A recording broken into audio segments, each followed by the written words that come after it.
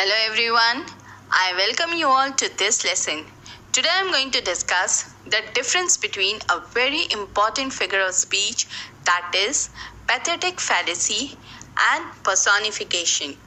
This video is on demand as one of the students had requested me to explain the difference between both the figure of speech. So here I am explaining to you. So first of all, I will discuss the meaning, then the definition, and at last I will give you the difference between personification and pathetic fallacy. This is a very important figure of speech, that is pathetic fallacy, which is often confused with personification, which puts human characteristics like ears on balls or a face on the moon or the open arms of the sea, etc. First of all, dear children, let us understand the meaning of these two important figures of speech. Personification. Personification is a figure of speech in which a human feelings are attributed to inanimate objects. For example, the shopping trolley has a mind of its own. The traffic slowed to a crawl. Personification gives a human attribute to abstract ideas, animate objects of nature, and inanimate, non-natural objects. For example, the sparrow talked to us is a personification because the animate object of nature, the sparrow, is given the human quality of talking. We can also say that personification, since it is a literary device in which human characteristics are attributed to something non-human, it refers to the representation of an abstract quality in human form. These attributed characteristics can be feelings, emotions, motives, as well as human actions. For example, the flowers danced in the wind. Flowers are inanimate objects, yet the action of dancing, which is a human action, has been attributed to them. This is because the movement of the flowers in the wind resembles dancing. The poet has used the technique of personification to create a vivid mental image to the reader's mind. Now let us understand what is pathetic fallacy. This pathetic fallacy means when the poet acquires a communication between his own mind and the world around him, it is called pathetic fallacy. In it, a poet makes a connection between inner world, that is his own self, and the outer world, his atmosphere. For instance, someone says, "The nature is looking sad," though it is not. It is looking at him only because he feels the same. It means in art and literature, pathetic fallacy means the act of describing animals and things as having animals' feelings, animals and things as having a human feelings.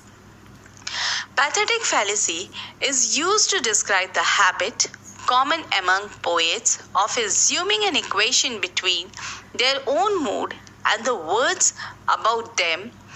They are sad, therefore the weather is gloomy. Many poets go further and describe the nature in terms of their feelings. The sky weeps, the wind moans. The attribution of human feelings to inanimate nature is common form of metamorphical writings. The attribution of human feelings to non-human entities or inanimate objects, usually nature. Pathetic fallacy is just about emotions alone, and it means we can represent it with the help of an equation. That is, pathetic fallacy is equal to emotions plus nature.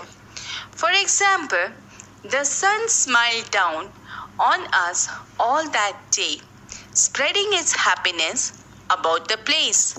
Here, not only the writer uses adjectives and verbs to demonstrate exactly how joyous the event was for them, but he surrounds them with the emotions. The elements of nature, like the sun smiles its happiness upon them. This use of pathetic fallacy is effective in helping the readers to imagine how happy they all are by shouting that they are not just happy, they are bathed in it. The figurative term exaggerated in the emotions, we almost feel it. Pathetic fallacy is a kind of personification that gives human emotions to inanimate objects of nature.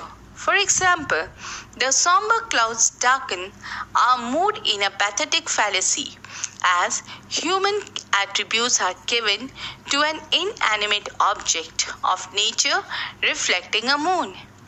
By employing pathetic fallacy, writers try to bring inanimate objects to life so that the nature of emotions they want to convey is understood in a better way.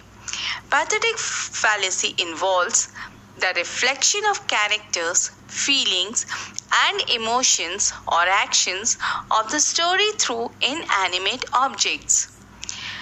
Now, for example, for pathetic fallacy, it is divided in two parts. Number one, inanimate nature, reflective mood. For example, the river was babbling. The mountains were brooding. The wind was moaning. The moon looked lonely.